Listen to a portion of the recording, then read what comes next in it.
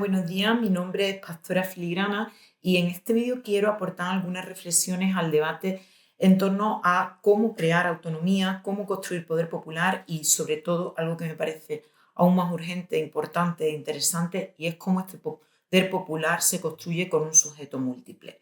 Las reflexiones que voy a compartir los próximos minutos en este vídeo nacen de mi propia perspectiva, de propia mirada situada, que está atravesada por mi trayectoria política, profesional y militante, y desde ahí quiero aportar y desde ahí quiero abrir este debate, ¿no?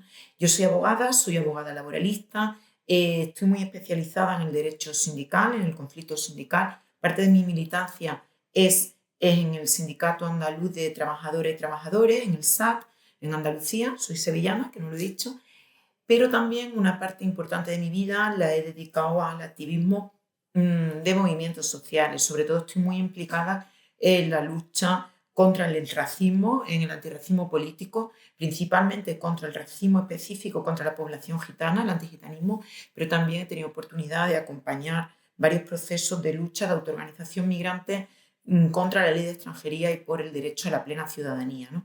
Desde un antirracismo y un enfoque de antirracismo político. Desde ahí, en esa intersección que habito entre un sindicalismo de base combativo, pero de corte más tradicional, más clásico, y mis espacios de organización de lucha, más en la autonomía obrera o dentro de los movimientos sociales, es donde me sitúo y donde creo que puedo hacer algunas aportaciones para poder abrir este diálogo, ¿no? Es un diálogo que está vivo, es un debate vivo, o sea, esto es una formación que parte de la necesidad de ir haciendo teoría política a partir de nuestras prácticas. Estamos teorizando, estamos pensando con los pies llenos de barro, ¿no? De prácticas de lucha muy concretas, y entonces es un proceso que bulle, que es efervescente porque está sucediendo a la vez que lo estamos contando. Tenemos que ver qué cosas están funcionando, nos vienen funcionando y que impulsan movilización social, antagonismo y se acumula fuerza capaz de hacer incidencia política o de impugnar la ordenación de la economía y la ordenación sociopolítica que estamos, y ver qué cosas no nos están sirviendo, qué cuestiones están frenando o qué tipo de alianzas pueden ser más perjudiciales que productivas, ¿no? Entonces, es un debate continuo, como digo, es algo muy vivo que hay que tomarlo con serenidad, con reposo y sobre todo con pensamiento estratégico colectivo. No estamos en esto para hacer grandes tesis doctorales, sino verdaderamente para acertar cómo impulsar un movimiento de transformación social con un horizonte emancipador. Entonces, de esa idea del diálogo abierto, la reflexión colectiva es donde comparto algunas de estas cuestiones. Bueno, yo sobre todo, como decía al principio, tengo mucho interés y pongo mucho énfasis en crear alianzas amplias, no solo construidas desde abajo y desde lo popular, sino que sean lo más amplias posible y lo más diversas posible. Y no solo por una cuestión éticamente correcta o posible, donde aquí cabemos todas, sino porque estratégicamente, para conseguir victorias concretas y sobre todo una incidencia política suficiente para la transformación que pretendemos, sí que es cierto que necesitamos estas alianzas amplias.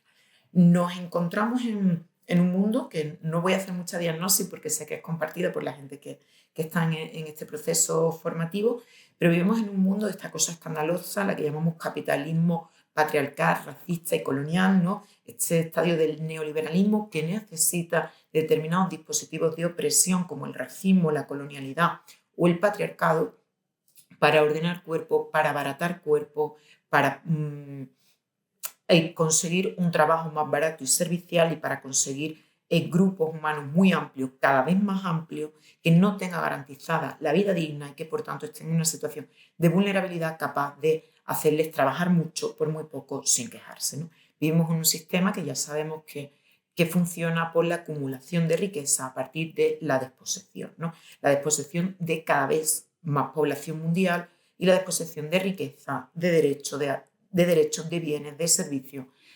imposibilitando este sostenimiento de la vida digna. Esto es un marco teórico amplio, pero que después, si lo aterrizamos, si lo bajamos a tierra, si lo vemos desde las prácticas políticas, se identifican muy claramente. Sabemos que hay muchos dolores que se pueden diferenciar, ¿no? Hay muchos lugares situados desde lo que se padece esta intersección del capital, el género, la raza, la clase o la colonialidad, y puede que las manifestaciones nos parezcan tan diversas que no somos capaces de imaginar una alianza es las diferentes respuestas que se articulan desde cada uno de estos lugares.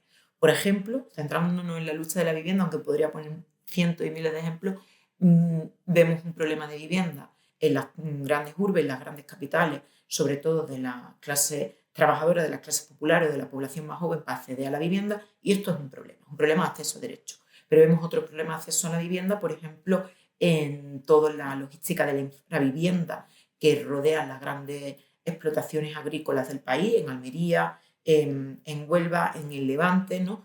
Cientos y miles de trabajadores y trabajadoras del sector agrario que no pueden acceder a la vivienda, que viven en situaciones de infravivienda en grandes campamentos chabolistas o directamente en situación de calle, como en algunas campañas agrícolas, como por ejemplo en el caso de Lleida.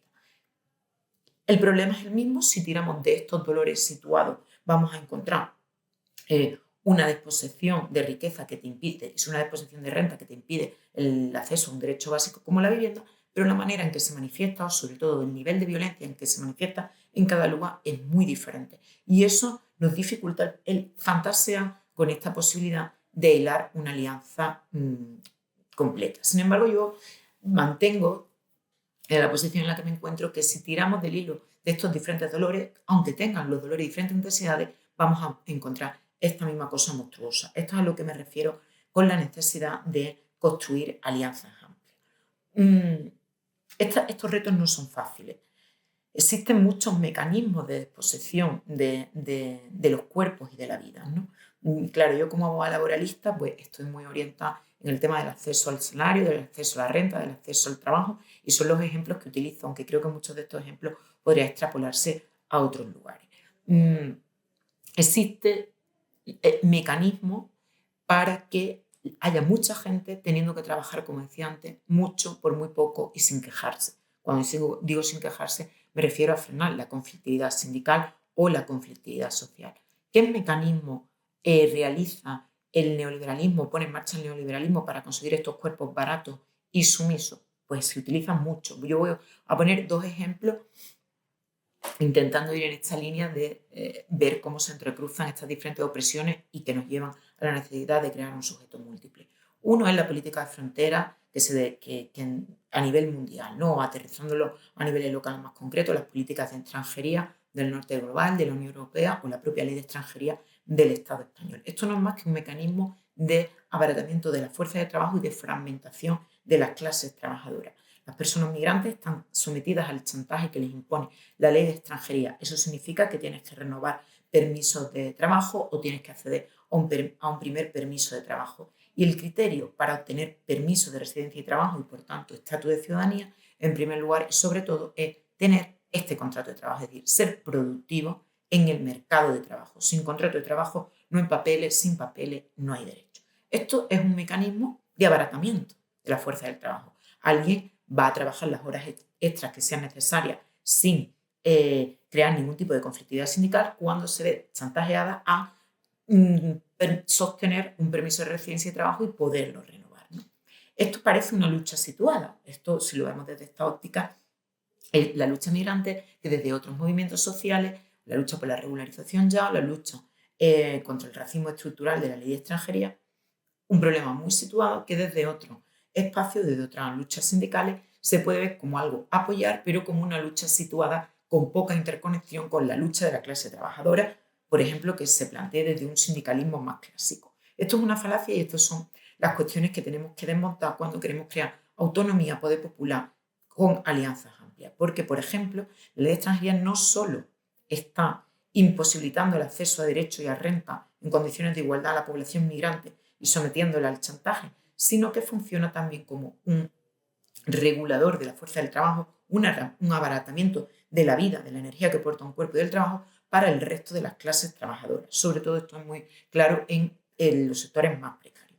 Mientras haya mucha gente teniendo que trabajar por salarios por debajo de lo establecido, por ejemplo, en un convenio, yo trabajo mucho en el sector agrario, pongo este ejemplo porque es el que más conozco, mientras haya mucha gente teniendo que trabajar por debajo viéndose obligada a trabajar por debajo del salario que marca un convenio del campo, difícilmente el resto de los trabajadores y trabajadoras autóctonos van a poder avanzar en mejores cotas de derecho, subidas salariales o conquistas de cualquier derecho social a través del convenio, porque va a haber una bolsa de pobreza o una bolsa de personas muy barata en el sentido de su fuerza de trabajo va a ser muy barata, chantajeada por la política de extranjería. Por tanto, si de verdad queremos avances colectivos, cualquier lucha sindical va a tener que cada vez más tomarse en serio la lucha antirracista o la lucha contra la ley de extranjería si queremos avanzar colectivamente en derechos como clase trabajadora. Este es uno de los muchos ejemplos.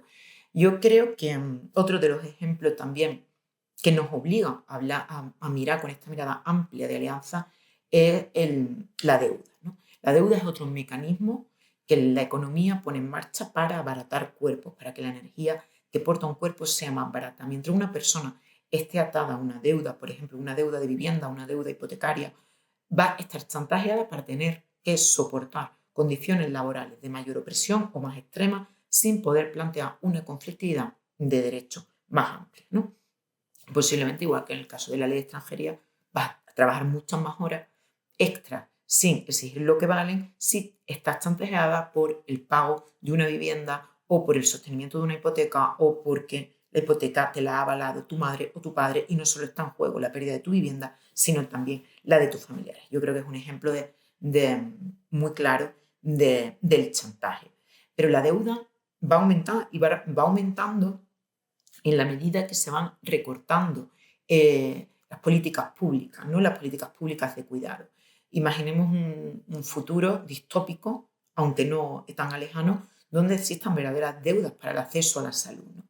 Ponía de ejemplo yo el otro día cuando cualquier intervención quirúrgica te conlleva un endeudamiento de 7.000 euros, eso se traduce en mucha más paz social, menos conflictividad sindical, porque la pérdida del puesto de trabajo te supone también el no poder pagar el acceso a la salud, ¿no? Y por tanto el sostenimiento de la vida física.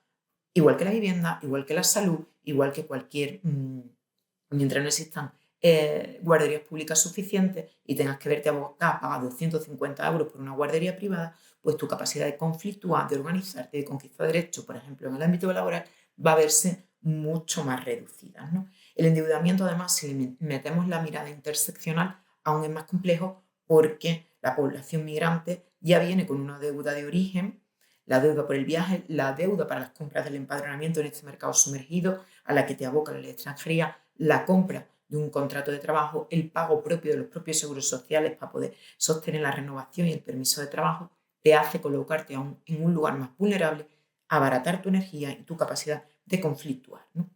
Y esto nos arrastra, nos va arrastrando a toda la clase trabajadora. Como vemos, hay un intrincado proceso de, o sea, estrategias de opresión y de extracción de vida y de derecho mucho más allá de cómo puede doler el problema concreto de no tener papeles o de no poder acceder a la vivienda o de no conseguir un trabajo de un contrato temporal, un contrato durante un año y solo tener que encadenar contratos temporales. El padecimiento es múltiple, pero si tiramos de ese hilo lo que vamos a encontrar son estas mismas estrategias que responden a un modelo neoliberal, racista, colonial y patriarcal. ¿Cómo nos enfrentamos a esta realidad? Bueno, claro, la propuesta es cómo se construyen estas alianzas amplias, cómo federamos luchas, cómo somos capaces de entender que es estratégico a muchos niveles sumar una lucha por la vivienda, con una lucha laboral, con una lucha contra el racismo, con una lucha feminista que ponga un sistema público de cuidados en el centro, ¿no? Cómo somos capaces de federar estos descontentos que se sitúan desde los lugares, desde diferentes lugares, que cada uno tiene su propia retórica, su propia praxis y ser capaz de sumar sin borrar. Este es el reto. Y no es fácil por varias cuestiones. Uno, primero, porque impera en el imaginario hegemónico una moral o una escala de valores donde la individualidad y la competitividad son la manera de medir el éxito social, ¿no?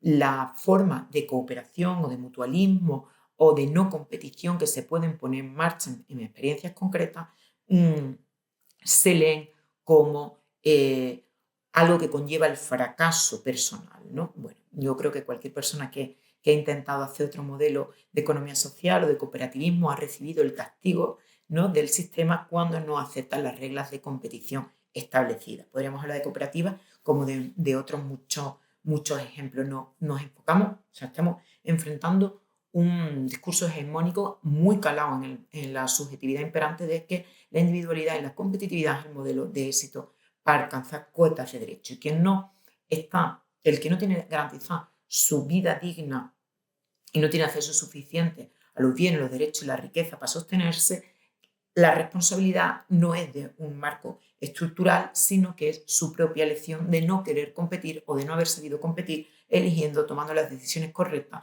de formación o de emprendimiento y no ha hecho el esfuerzo necesario, ¿no? Esta es la retórica. Esto frena cuando queremos federar lucha. Sin embargo, la realidad se impone, ¿no? Recientemente vimos con el suceso de la Dana de Valencia que cuando hablamos de mutualismo de base no solamente estamos hablando de algo romántico o que hemos leído determinados libros, determinadas teorías, y que creemos correcta desde un plano teórico, sino que ante el colapso donde ni el Estado ni el mercado va a rescatarte, cuando estás en una situación de colapso como estuvieron los vecinos y las vecinas de Valencia durante la Dana de octubre, da igual el dinero que tú tengas en el banco porque no vas a poder llamar a ningún servicio de bomba hidráulica que te vacíe el garaje y puedas salir de tu casa. Tampoco va a venir la policía, ni los bomberos, ni la Guardia Civil. El colapso ya ha llegado. Ni lo público, ni el Estado te ha salvado, ni el consumo ha podido tampoco salvarte indiferentemente de la cantidad de dinero que tú tuvieras en una cuenta en el banco. Lo que vimos, y creo que fue un ejemplo muy claro de qué ocurre ante el colapso, es una organización de base y popular donde el apoyo mutuo, el mutualismo, la ayuda vecinal fue clave para poder salir de una situación de colapso absoluto, ¿no? Es cierto que también vimos cómo en esos momentos donde el consumo y el Estado cae, donde llega la crisis, ¿no? También surgen los discursos de ultraderecha, de la extrema derecha, que intentan poner a pelear al último contra el penúltimo, ¿no? Yo creo que lo que ocurrió en Valencia es una fotografía muy clara de muchas de las cosas que venimos denunciando o que venimos poniendo sobre la mesa en los movimientos sociales. El mutualismo funciona. También parte de mi trabajo ha sido dirigir la mirada a los márgenes, esas comunidades que tampoco les salva el sostenimiento a través del Estado porque no tienes acceso en igualdad de derechos a determinados recursos. Estoy hablando de poblaciones racializadas, gitanas, migrantes, ¿no? O las clases populares más desposeídas. Y tampoco te puede salvar el consumo. Ahí queda el grupo como apoyo, queda el mutualismo de base para sostener la vida de manera colectiva, ¿no? No por una cuestión filosófica, ni retórica, ni ética, sino verdaderamente como estrategia de sostenimiento. Entonces, ahí es uno de los retos que tenemos que poner sobre la mesa. Cuando los falsos sujeción que tenemos a través del consumo cae, cuando el Estado desaparece, queda el grupo como apoyo, ¿no? Creo que esa es una de las incidencias más importantes que tenemos que hacer cuando queremos federar alianzas. Yo creo que, por ejemplo, el movimiento de la vivienda en este país en las últimas décadas, sobre todo de las plataformas afectadas por la hipoteca, las que estuvimos más o menos vinculadas a este proceso, vimos que funcionaba porque ahí hubo una alianza amplia, no hubo diferenciación, por ejemplo, entre población autóctona o población migrante en aquellas asambleas, ni cuando se separa un desahucio, no hay diferencia del origen de la persona. No sé. Ahí hubo una gran alianza que, por ejemplo, la parte del estatus migratorio se la saltó y fue un movimiento, y sigue siendo un movimiento, sobre todo en los últimos años, que tuvo una incidencia política.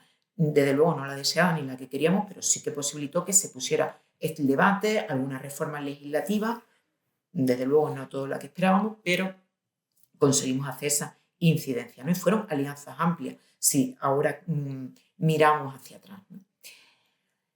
Construir movimiento popular tampoco es fácil porque, sobre todo porque existe mucha fragmentación social, ¿no? El sistema es tan perverso que pone a pelear al último contra el penúltimo, como ya decía, y lo bien que arenga estos discursos la extrema derecha, y el bien vivir de algunas pasa por el mal vivir de otras, ¿no? Yo creo que, con el tema de la vivienda hemos visto como el rentismo popular es una de estas maneras de salvarte oprimiendo al que está un escalón por debajo de tu posición, ¿no? Es esta retórica del crecimiento a través de la acaparación llevado a la vida cotidiana y lo vimos muy claramente. En todo lo que la teoría feminista viene denunciando como las cadenas internacionales de cuidado, como la incorporación del trabajo de las mujeres de acá al mercado laboral conllevó el desplazamiento de mujeres del otro lado del Atlántico que cubrieran las tareas de cuidados que se quedaban sin cubrir y sobre todo cuando escuchamos a las compañeras de allá, ¿no?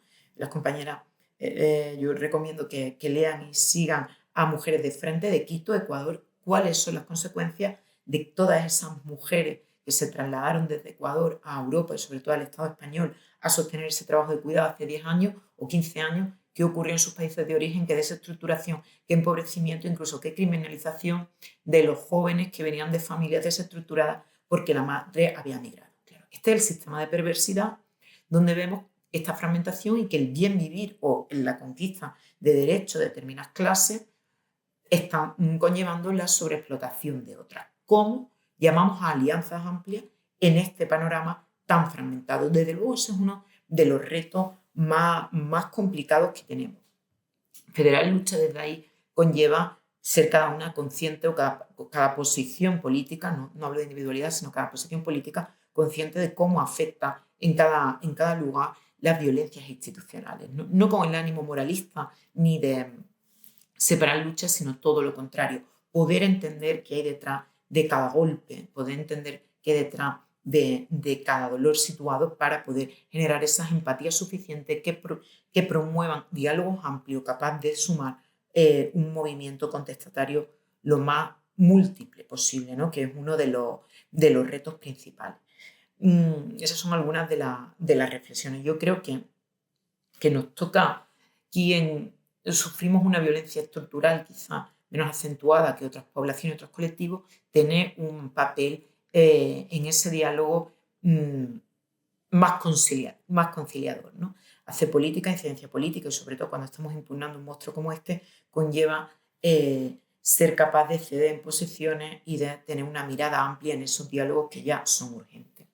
Antes de acabar también quería hacer algunas reflexiones de qué funciona y qué no cuando hablamos de organización popular. Aquí voy a hablar mucho desde la experiencia, desde mi propia experiencia, desde un sindicalismo tradicional que ha tenido que dialogar con otras formas sindicales de un sindicalismo social, ¿no? O un sindicalismo que no solo conlleva la organización, el esfuerzo colectivo en torno al ámbito laboral, sino a otros ámbitos de la vida. Yo creo que también estas son reflexiones claves si queremos estar hablando de crear autonomía.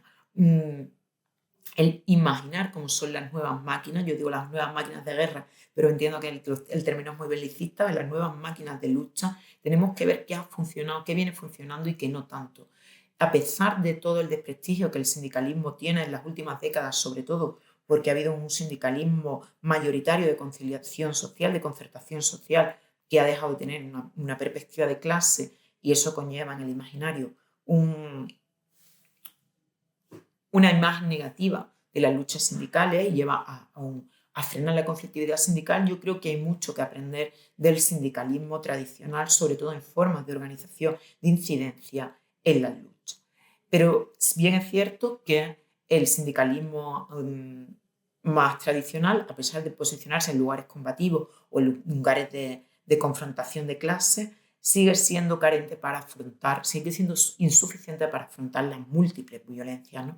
Si decimos que la vida entera está puesta a producir, posiblemente la federación o la sindicalización de personas afectadas por un mismo problema no solo va a suceder en el ámbito laboral, sino que la vida entera va a necesitar estar sindicada, ¿no? Y aquí es donde están aportando mucho el sindicalismo social. Venimos hablando del sindicalismo de vivienda, que yo creo que en este país, desde luego, es de lo que más se visualiza cómo federar otras luchas, o sea, cómo organizarte en torno a tu dolor situado con otra gente que tiene el mismo, pero se sale del ámbito laboral. Yo creo que también las luchas por un sistema público de cuidado, que parte del movimiento feminista también está abogando, o las luchas por la ciudadanía plena y la ley de extranjería, también están siendo ejemplo de cómo se organiza ese nuevo sindicalismo social, ¿no? Yo siempre he dicho que hay que mirar a los márgenes, hay colectivos que ya tienen que sindicar la vida. Yo siempre he puesto el ejemplo de las trabajadoras del hogar, que han tenido que reinventar su propio sindicalismo, porque el sindicalismo tradicional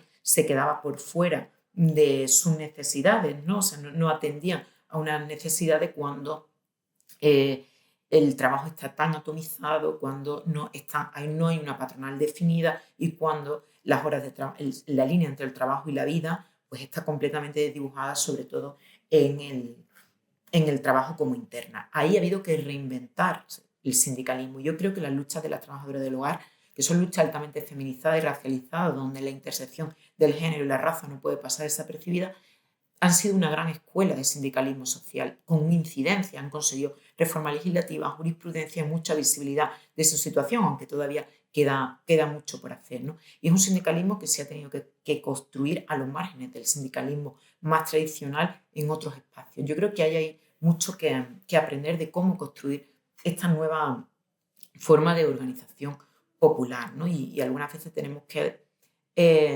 no solo mirar a las teorías, sino a las praxis que ya funcionan.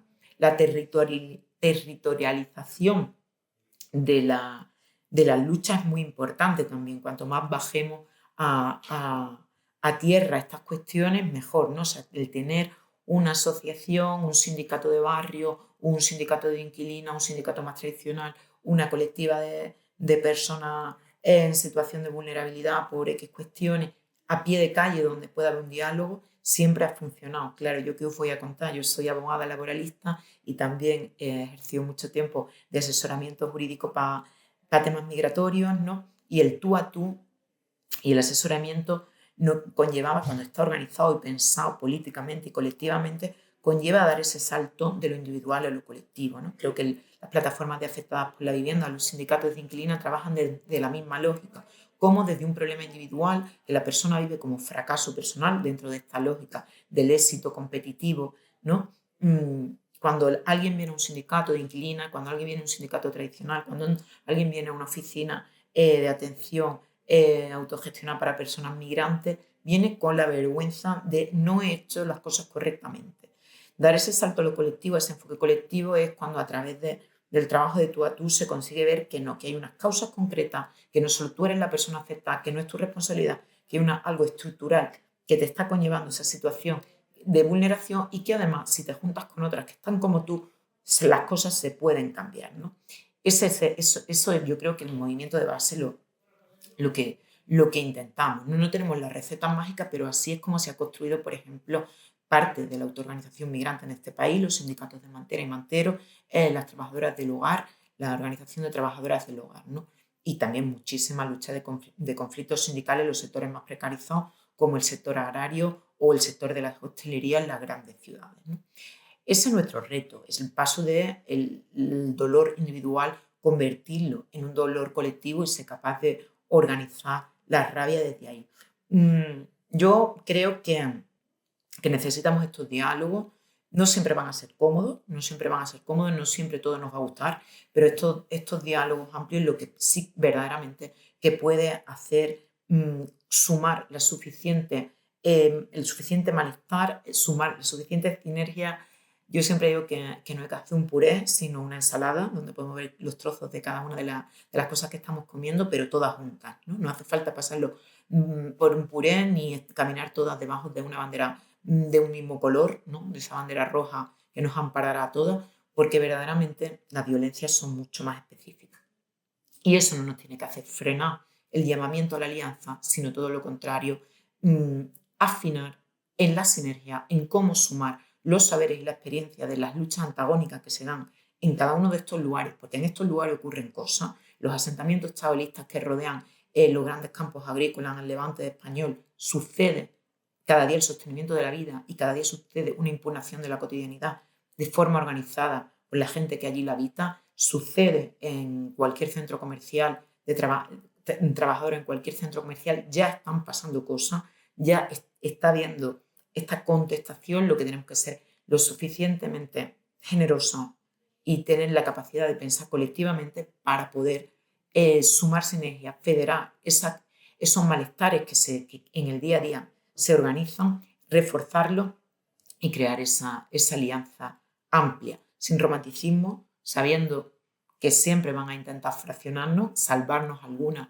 y que sean otras las que se queden en las situaciones de vulnerabilidad, sabiendo que el enemigo no es fácil, pero pensando en ese horizonte emancipador que conseguiremos haciendo esta amplia alianza y cediendo posiciones individuales. Yo lo dejo por aquí para el debate. Muchas gracias y espero de verdad que haya sido de utilidad.